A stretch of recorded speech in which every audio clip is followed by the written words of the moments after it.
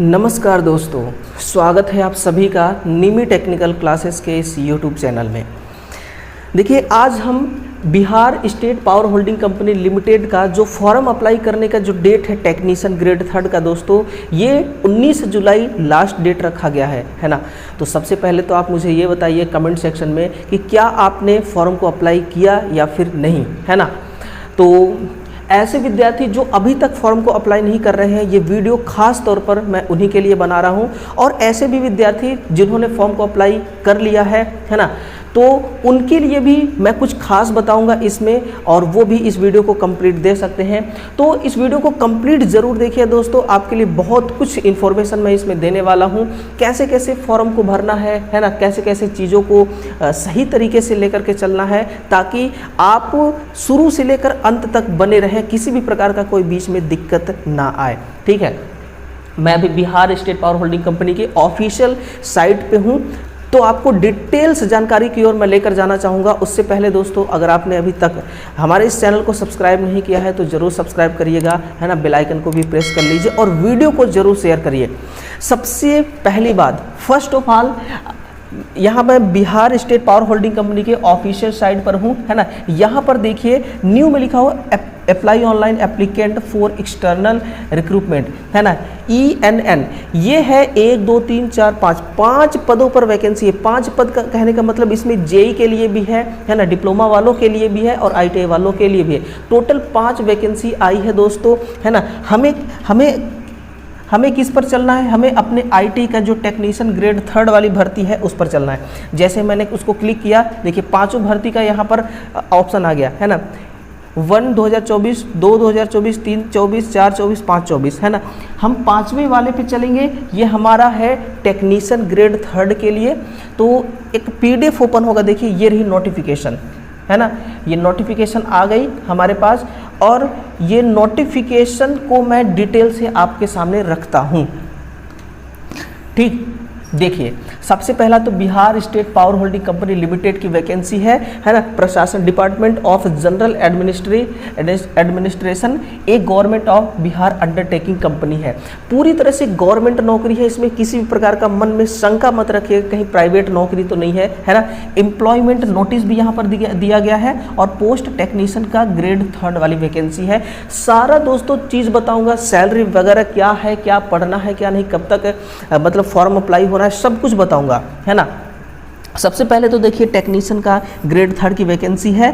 Unreserved के लिए total, general के लिए 332 और वुमेन के लिए यहाँ पर देखिए 117। इसी प्रकार से EWS में जनरल के लिए 130, वुमेन के लिए 70।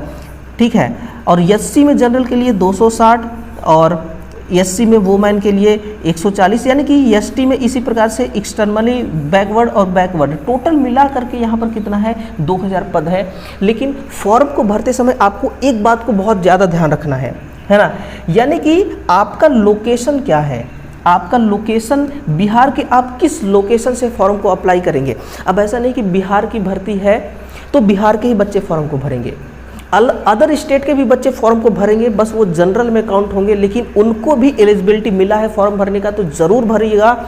लेकिन एक चीज़ कहना चाहूँगा, अगर आप नॉर्थ बिहार से हैं, अगर आप साउथ बिहार से हैं, तो इस चीज़ को ज़रूर ध्यान रखिएगा। हर कोई चाहता है कि घर के पास में नौकरी मिले मुझे, तो उसके लिए अगर आप नॉर्थ बिहार से हैं तो आपको ये वाला जोन सिलेक्ट करना चाहिए, north Bihar power distribution corporation limited. यानी कि नॉर्थ बिहार में डिस्ट्रीब्यूशन वाले प्लांट है, और Bihar state power transmission company limited, तो ये तो बिहार स्टेट में है ना, BSPTCL। और तीसरा क्या है, साउथ बिहार। अगर आप नॉर्थ से हैं, है ना, ये कौन सा है, ये नॉर्थ बिहार वाला है, और ये आपका साउथ बिहार, है ना, और Bihar state power transmission company. तो 3 प्रेफरेंस आपको जब फॉर्म भरेंगे तो मांगा जाएगा। फर्स्ट प्रेफरेंस, अगर आप नॉर्थ साइड से है तो नॉर्थ को भरिएगा, इसके बाद इसको भरिएगा, इसके बाद इसको। अगर आप साउथ से हैं तो पहला प्रेफरेंस आपको किसको देना है, साउथ। तो ये तीनों प्रेफरेंस आपको क्रम में, सीक्वेंस में भरना होगा, ठीक है ना। तो इस चीज़ को ज़रूर आप ध्यान दीजिएगा। बाकी फॉर्म कैसे भरना है इसका टोटल डिटेल्स वीडियो में बना चुका हूँ। नोट्स में देखा जाए यहाँ तो फिजिकल हैंडीकैप्ड उनको भी देखिए, यहाँ गवर्नमेंट ऑफ बिहार रूल के अकॉर्डिंग यहाँ पर उनको भी रिजर्वेशन मिलने वाला है, तो फिजिकल हैंडीकैप्ड भी फॉर्म को अप्लाई कर पाएंगे, है ना। और ऐसे फिजिकल हैंडीकैप्ड जो वुमेन है, EWS है, उनको भी गवर्नमेंट ऑफ रूल के अकॉर्डिंग यहाँ पर रिजर्वेशन मिलने वाला है। तो बहुत ही बढ़िया वैकेंसी, मैं तो कहूँगा कि हर किसी को ये वैकेंसी उठा रही है, ठीक है। क्वालिफिकेशन में क्या इनको चाहिए, तो सिंपल सी बात है, क्वालिफिकेशन इनको चाहिए 10th पास प्लस ITI चाहे आपने SCVT से ITI किया है, चाहे आपने NCVT से ITI किया है, इनको कोई फ़र्क नहीं पड़ता है। 2 साल का आपका ITI होना चाहिए, है ना, 2 ईयर का आपका ITI होनी चाहिए किसी भी इंस्टीट्यूट से, चाहे आपने प्राइवेट से किया है ITI, चाहे गवर्नमेंट से, इनको कोई फ़र्क नहीं पड़ता। नोट को ध्यान रखिएगा, इसमें बोला जा रहा है the appearing candidate are not eligible to apply, यानी कि ऐसे विद्यार्थी जो अपेयरिंग में है, यानी कि जिनका एग्ज़ाम हो चुका है, रिजल्ट आया नहीं है, उनको फॉर्म को नहीं भरना है, नॉट एलिजिबल है वो। अगर ज़बरदस्ती भर देते हैं ना, तो क्या होगा, एप्लीकेशन जो है उनका वो रद्द हो जाएगी, ठीक है ना। तो ऐसा नहीं करना है आपको, सारा चीज़ यहाँ पर लिखा हुआ है, तो उसी के अकॉर्डिंग चलना है। प्रोविजनल ट्रेनिंग का मतलब होता है कि 2 साल का आपको ट्रेनिंग बेसिस पर रखा जाएगा। कब? जब आपका अपॉइंटमेंट होगा, नियुक्ति होगी, 2 साल तक लगातार से आपको ट्रेनिंग पीरियड पर रखा जाएगा, और उसके बाद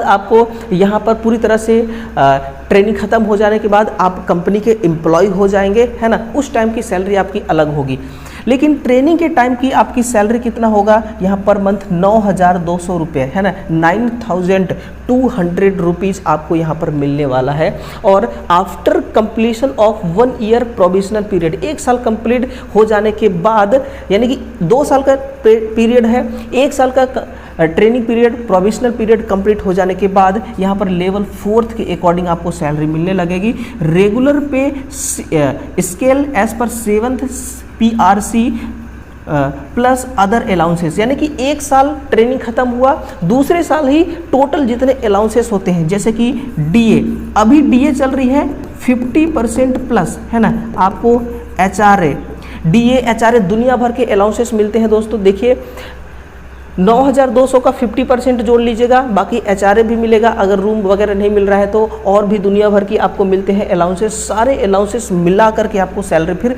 मिलने लगेगा। तो सैलरी को तो लेकर के किसी प्रकार का कोई डाउट नहीं होना चाहिए, ठीक। एज लिमिट, अगर आप अनरिजर्व के हैं, है ना, अनरिजर्व में मिनिमम कितना है 18 और मैक्सिमम है आपका 37 ईयर अनरिजर्व के लिए है। बाकी जो SC को, तो ST SC को 5 साल का, है ना, इनको भी 5 ईयर का, और इनको जो भी मिलता होगा EBC BC को, है ना, वो सब कुछ मिलेगा, यहाँ पर डिटेल लिखा होगा। ST SC इनको शायद 3 साल का मिलता है ना, 3 साल का, तो 3 साल का। तो ये सारा मामला है दोस्तों एज को लेकर के। और जो फिजिकल हैंडीकैप्ड है उनके लिए भी मैं बताना चाहूँगा कि यहाँ पर एज लिमिट में छूट दिया गया है, ठीक है ना। सब कुछ मामला यहाँ पर लिखा हुआ है, बस आपको डिटेल से पढ़ना है। टेलीग्राम को ज्वाइन कर लीजिएगा, ये PDF जो है वहाँ पर आपको मिल जाएगा।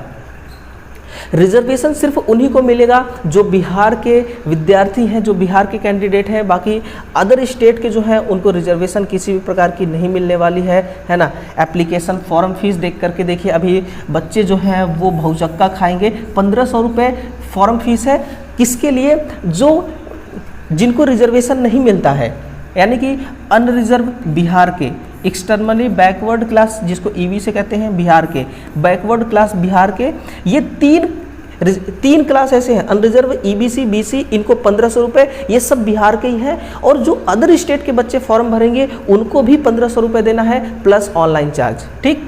और जैसे हो गया आपका SC ST, है ना, और फिजिकल हैंडीकैप्ड, इन सभी को 40% and above only in the category, इन सभी को। और जो फीमेल है ना, डोमिसाइल ऑफ बिहार, जो फीमेल एप्लीकेंट है उनको 375 रुपये प्लस ऑनलाइन चार्ज, इतना इनको पैसा देना होगा, है ना। माना कि ये वैकेंसी थोड़ी सी महंगी है, थोड़ी नहीं बहुत ही महंगी है। थोड़ा सिलेक्शन प्रोसेस को समझा जाए दोस्तों, सिलेक्शन प्रोसेस इनका सिंपल सा है। CBT एग्ज़ाम होगा, 100 नंबर का CBT एग्ज़ाम होगा 100 नंबर का।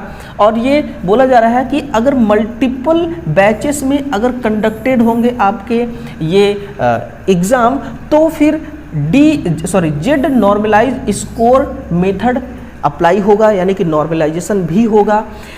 इसमें क्वालिफाइंग मार्क्स देखा जाए तो normalize score in the CBT will 40% unreserve, यानी कि इसका 40% अनरिजर्व को लाना जरूरी है, 36.5% BC को, 34% EBC को और 32% ST SC को और फीमेल कैंडिडेट को। इतना पासिंग मार्क्स लाना है, इतना नंबर लाएंगे तो आप पासिंग मार्क्स के अंदर होंगे। लेकिन ये नंबर कोई मैटर नहीं करता है, आपको इस 100 नंबर के कॉन्टेक्ट में ज़्यादा आना है ना, जिसमें से 50 क्वेश्चन होंगे आपके टेक्निकल के, है ना। क्या क्या पढ़ना है, क्या पूछा जाना है, सारी चीज़ दोस्तों इसमें हम बात करेंगे, ठीक है।